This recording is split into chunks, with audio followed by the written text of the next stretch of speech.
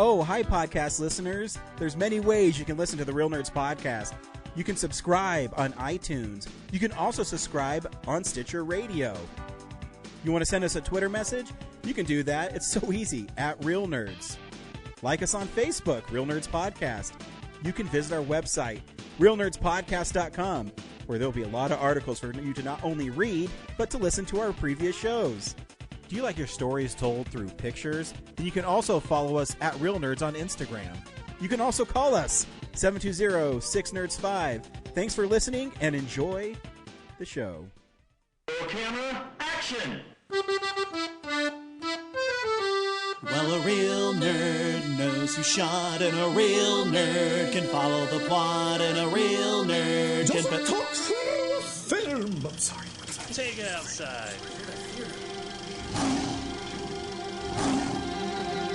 Well, a real nerd knows who shot, and a real nerd can follow the plot, and a real nerd will give it all they got.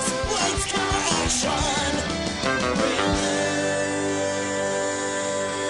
nerds. Hey, everybody. You are listening to the greatest movie podcast of all time, Real Nerds Podcast. I am Ryan. I am joined by my buddy, Brad. Hey, that's me. I mean, no one can not verify that we're the greatest movie podcast of all time. I mean, how do you even quantify it? I don't know. There is a scientific algorithm that only we know, and obviously we're not going to release that into the world. So Yeah, why would we? Because it says how great we are. yeah, we And don't. we don't want everybody to know our secret. Yeah, we don't want the competition taking it and then figuring out how to be equally as best. I mean, no matter what they do, they'll always be on our heels. But yeah, Yeah, I mean, that's what they do. Just snip, snip, snip. Speaking of people trying to be like us, we will be at Denver Fan Expo July 4th through the 7th in our one-of-a-kind Real Nerds 1990s Pizza Hut style booth. And everyone will be in awe, and they'll want to be part of it. You know what I mean? I can't wait to show people. I'm working on the Tiffany lamp right now. Are you really? Yeah, it's Wow. it's not glass, so Yes, all right. I'm making Hey, out of alternative methods. It's crazy.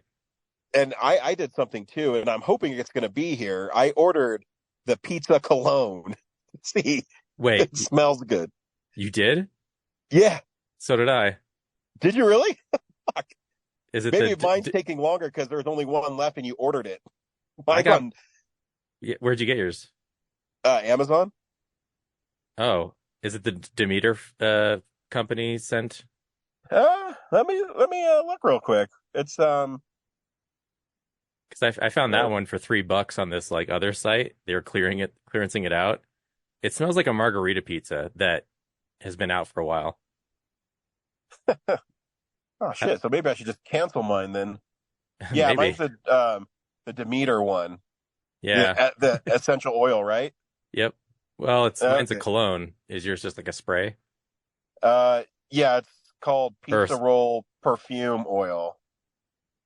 It's probably the same thing. Yeah. All right. Well, I'll just cancel mine then. Yeah. Whoops. Yeah, I thought I was like, oh man, I'll take care of this for us. All right. Appreciate Well, it. they also have tomato scented. Gosh, that might be better. Because, yeah, the Uh. pizza one smells like a margarita pizza that is just kind of, I don't know, like an after scent. It's not, it doesn't smell like a Pizza Hut, is what I'm saying. Lame. So, I don't know. I'll let you smell it and you can decide. All right, cool. So yeah, come see us. Shitty pizza smell or not, we'll be there. We'll be doing interviews. We also will have a panel. Oh, geez, dude, that looks fucking awesome. You can't see all the shitty parts, but yeah, it's pretty cool. A panel that's going to explore why physical media matters and why movie theaters matter. So Yeah. hopefully you'll come in and join us for that. It should be a fun discussion and bring your ideas. But what we do every week, Brad, is we see a new movie and we podcast our experience with the world. This week we saw Garfield the movie, which is ironically the second Garfield the movie. Stay tuned where we'll play the trailer I mean, recommend the film or not play the trailer and then spoil it, I guess. And we'll also talk about movie news and stuff we've watched throughout the week. So yeah, Brad, I'm going to jump right into it. Do you recommend Garfield? I don't know. It's definitely. I don't think I'm the target audience for it, so I don't want to. It's definitely targeted for kids. It's definitely the minionsification of Garfield.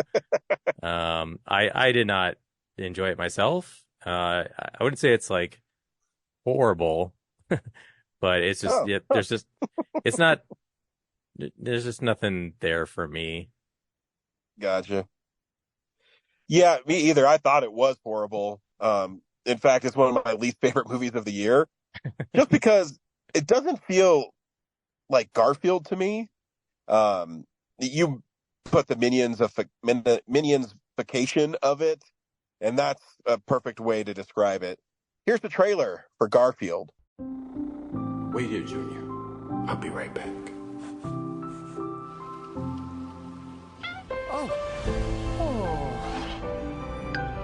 You hungry, little guy? Mamma mia, stai lasagna? Tu go. I'm gonna name you Garfield. Let's get it. Good morning. You deserve to be seen with somebody as fly as me. Somebody. We're gonna need the big scale. Does she need to announce it to the whole office? Say when. Never, John. Bury me in cheese. Life here is pretty near perfect. Little did I know, it was all about to collapse. Odie, I'm dreaming again. Slap me across the face.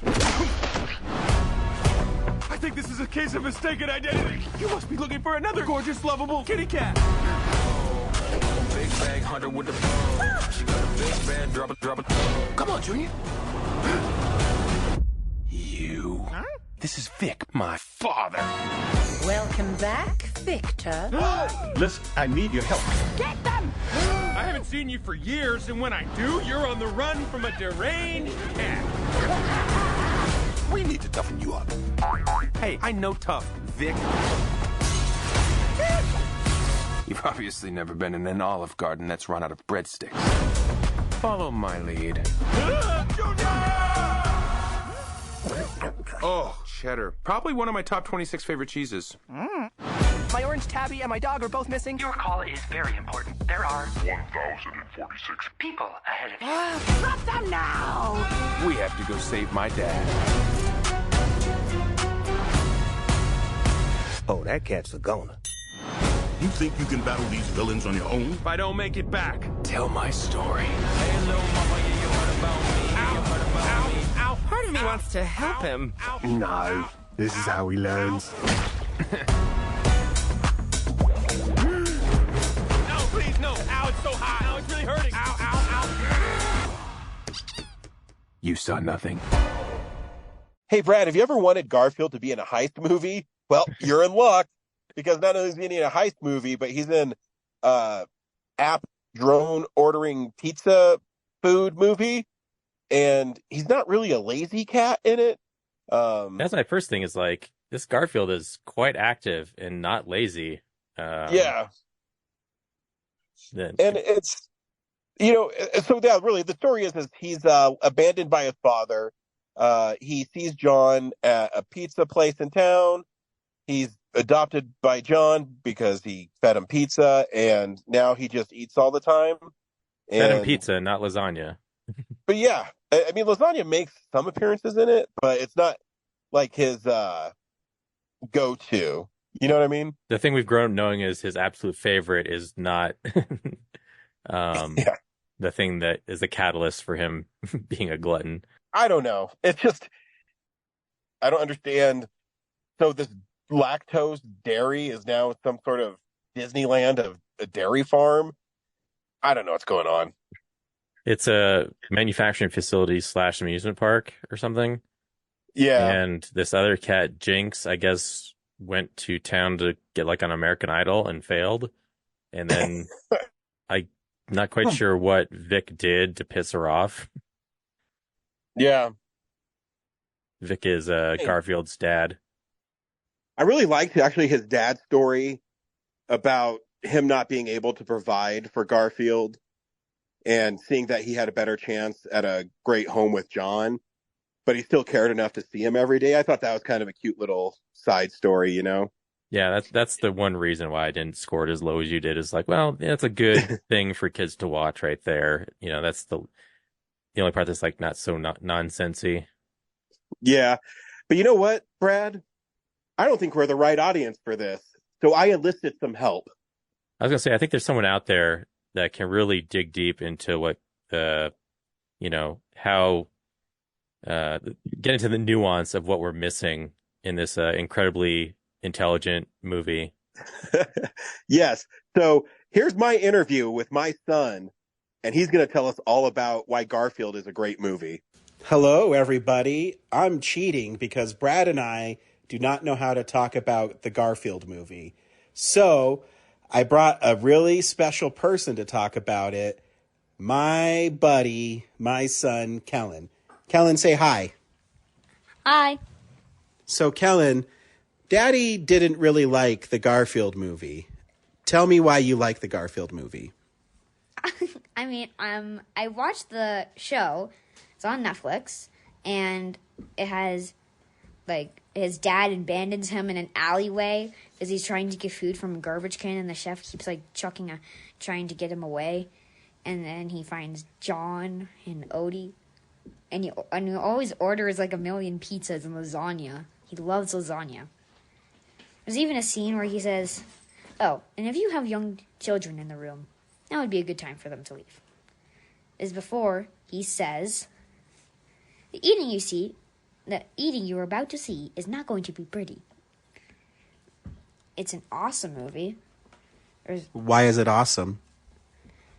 There's good animations, and there's just a lot of story to get out of the movie.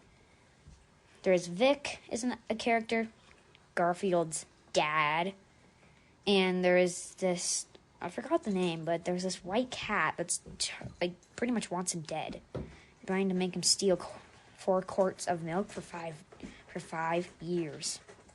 What's the most awesome part of the Garfield movie? I think it's the part where he says, "Oh, if you have the eating you're about to see is not going to be pretty, and if you have young children in the room, that would be a good time for them to leave." So why do you think you like it and your dad doesn't?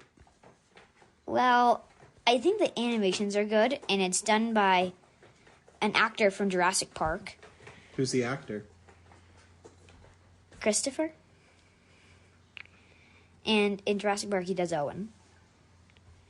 And you like it because you like Chris Pratt and you like Jurassic World? Yes.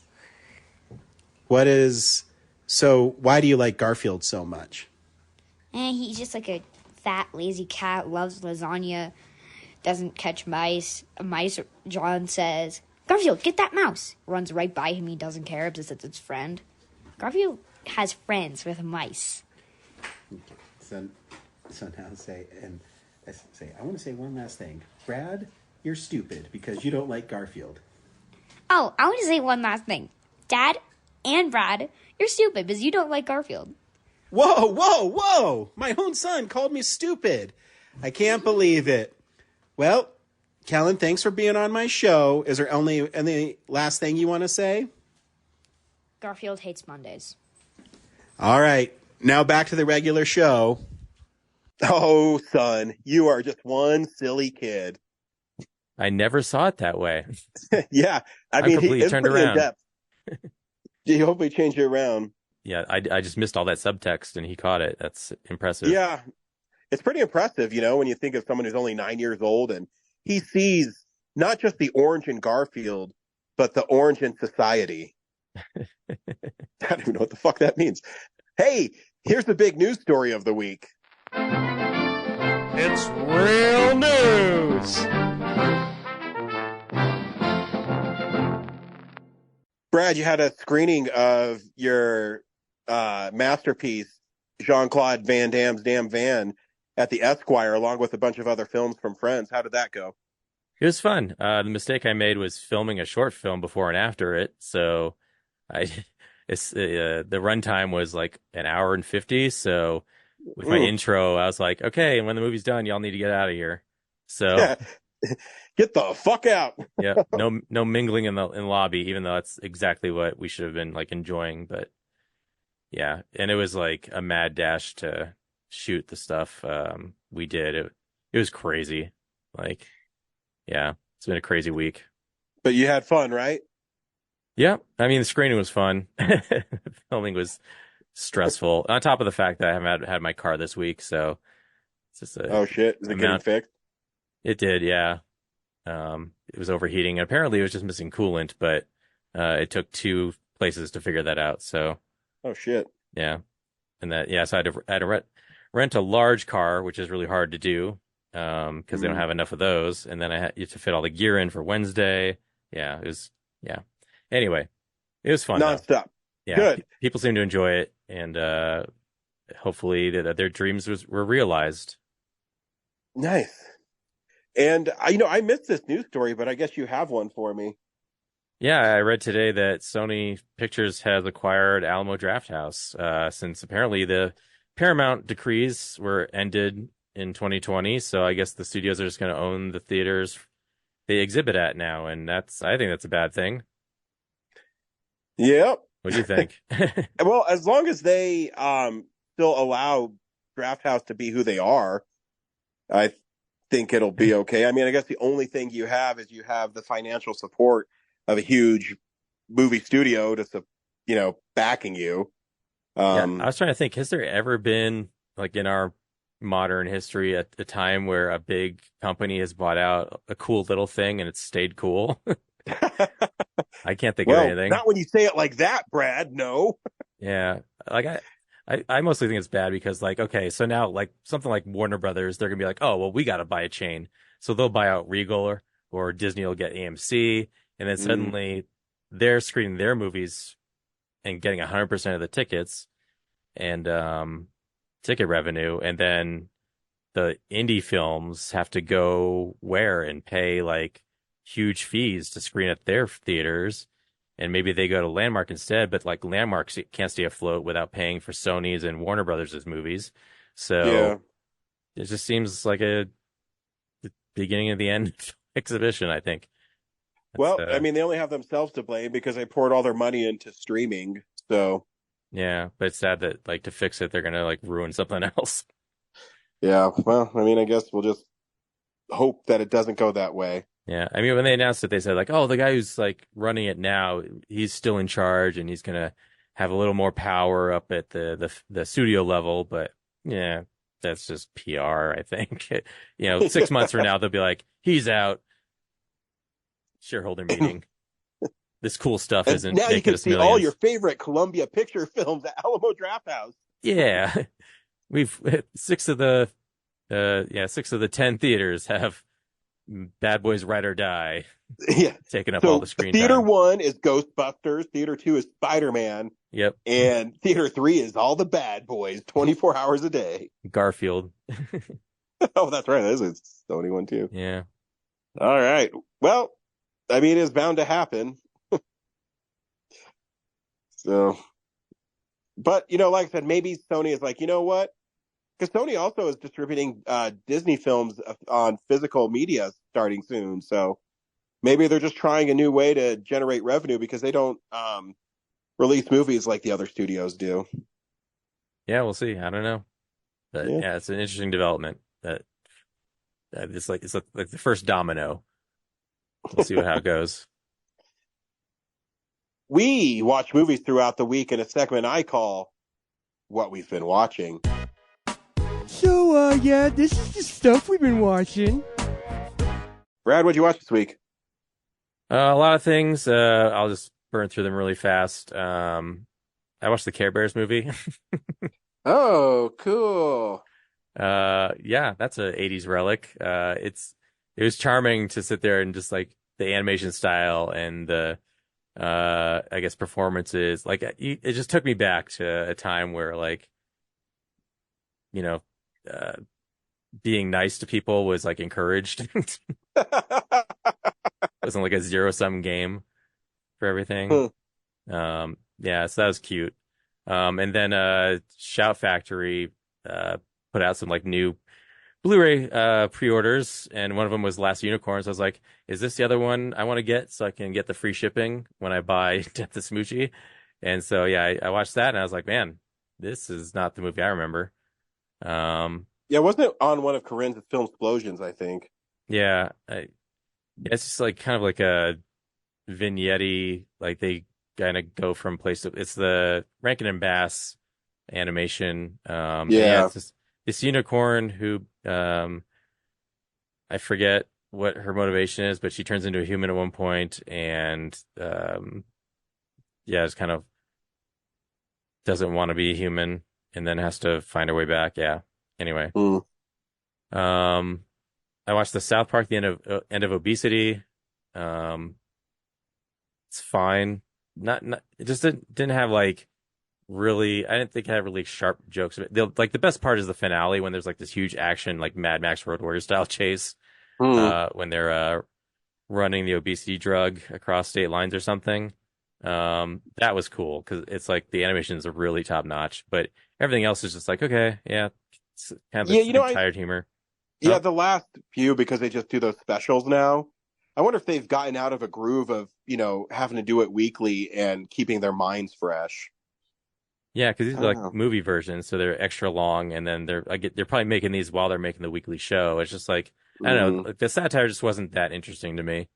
A lot of their jokes are just like Carmen just walk through the halls thin and then pointing at like everyone else and just calling them names because they can't make fun of him for being fat anymore. Yeah. I watched Repo Man. Is that the Emilio Estevez one? Yeah, that's a super weird movie. Yeah, really weird. Yeah, I didn't know where to begin with that one. I was like, what is even the point of this? It's just everything just seems so random. I watched Matinee because that Shout Factory thing came in, and that is not a movie I thought it was going to be. No, I actually think that movie is really good. Think so? Yeah, it's definitely not what you expect it to be at all. Yeah, I mean, yeah, like most of it's about like the Cuban Missile Crisis. Yeah. And these kids like dealing with their dad being potentially in the fight of it. But I wanted to watch the movie where like the guy trying to sell Mant was just fucking with people. Like that was the fun movie for me. So. Yeah, the poster doesn't really sell it well either. Like it doesn't. Yeah. Yeah, like the theater owner builds a fallout shelter in the bottom of the theater. Okay. He had that like ready to go. Like when did he find time to install that? I don't know. I also got to see, I guess, Run Lola Run has been doing a like 25th anniversary screening or thing. I've never seen it before, and that's interesting. Feels like an experiment movie. Yeah. Yeah, the parts where like she dies and it like rolls back and they try it again. It's like, okay, this is sort of supernatural and whatever. But yeah, I think it's just like an experiment in filmmaking. I thought it was kind of cool. Yeah, and I guess the last thing I watched in theaters was The Watchers, which we almost saw for this week. Yeah, I was kind of just bored. Yeah, it's like I guess it's this fable, modernized fable about these things in Scotland in the forest that trap people and make them watch stuff, I guess. Hence the name, The Watchers. I lost track of it. Like at one point they escaped their little like prison and they go back to the city, and then I fell asleep, and then there was some twist that I missed. I was like, oh, I'm not interested. That's always a good sign for a movie when you fall asleep while you watch it. Yeah, I mean, I was really busy last week, so it could just be my fault for being tired. But yeah, I just was not interested in finding out what I missed. So yeah, that's what I watched. Well, you watched more than me. I didn't watch a single movie this week. I've been really focusing on playing my video games for some reason. Just because I have them and I've been wanting to beat them. And to me, the new Paper Mario for the Switch came out, which is a remake of the Thousand Year Door, which is on GameCube. And it's so great. They redid the graphics and it's like little subtle things that you might take for granted, but even the word balloons, that when they're talking, they have this three-dimensional kind of paper look to them now. That's really cool. And just having the extra horsepower with the Switch gives the world more, I don't know what the right word is, but more of a paper feel to it without it being so, jaggy. Because, 20 years is a long time in video game world. And the story's still so funny. And I'd find myself getting caught up playing it for hours. And I go, oh man, I got home at 9 from work and it's now midnight. I should probably stop. Because, I have to take care of my kid and shit. So, yeah. It's cool that Nintendo doesn't just port their games. They actually take the time to like add stuff and modernize them. Yeah. Yeah. I mean, it's still the same game, but it looks great. And they did the same thing with Mario versus Donkey Kong, which was a 3DS game. And then they just modernized it. And I mean, it looks incredible and it's really fun. And the levels are still the same, but they, now it's behind the Switch's power. So it's more colorful. And it just looks phenomenal. But they don't lose the gameplay, which is always the big sell for any Nintendo game. So, yeah, that's all I've been really doing is I've been playing that. I've been still playing Mortal Kombat. And then I realized I do a movie podcast. I haven't watched any movies this week. But I've been having fun. And I'll say Paper Mario is like a 30-hour long movie, right? So. Oh, totally. And it's one of my most favorite secondary series of any video game ever because the Paper Marios are so funny and just really clever. And so it's just been really fun re-exploring that world.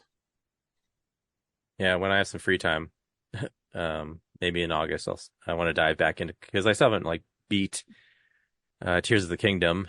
And yeah, I've got like that new Turtles game and yeah. But, so I've played Tears of the Kingdom in a while because I've been having to work so much that you really have to think in that game. And Paper Mario, I mean, there's puzzles, but I mean, what do I really have to do? Jump on Goombas and figure out which ones I have to use a hammer on? It's not that hard. It's turn-based, right? So yeah, it's just like kind of it strings you along. Yeah, Tears of the Kingdom worries me when like I don't play it for long. Like I lose the coordination in my hands. Oh and yeah. So I'm like, do I have to start over to like relearn all the moves? Yeah. Yep. The struggle is real. Next week we are seeing Inside Out 2. So back-to-back cartoons. That's cool. This one looks great. Don't forget you can see us at Denver Fan Expo in 2 weeks, July 4th through the 7th. And yeah, we'll see you at the movies, unless you have anything else to add, Brad. No, I'm good. Let's see you next week. Yeah, bye. A real nerd knows who shot. A real nerd can follow the plot. And a real nerd will give it all they got. Lights, camera, action. Real nerds. Thanks for listening to Real Nerds Podcast, a Nebulous Visions production. Stream or download episodes, read articles at realnerdspodcast.com. Stream us on Apple or Google Podcast, Stitcher, Spotify, or iHeartRadio. Follow us on Facebook, Real Nerds Podcast. Twitter and Instagram, @Real Nerds. Watch us on YouTube, Real Nerds Podcast. Email us at realnerds@gmail.com. Call us at 720-6nerds5. Thank you to Sparks Mandrill, Mike at Plan 9 Studios, and Bolognium for all of our groovy theme songs. And that's how you fucking do it!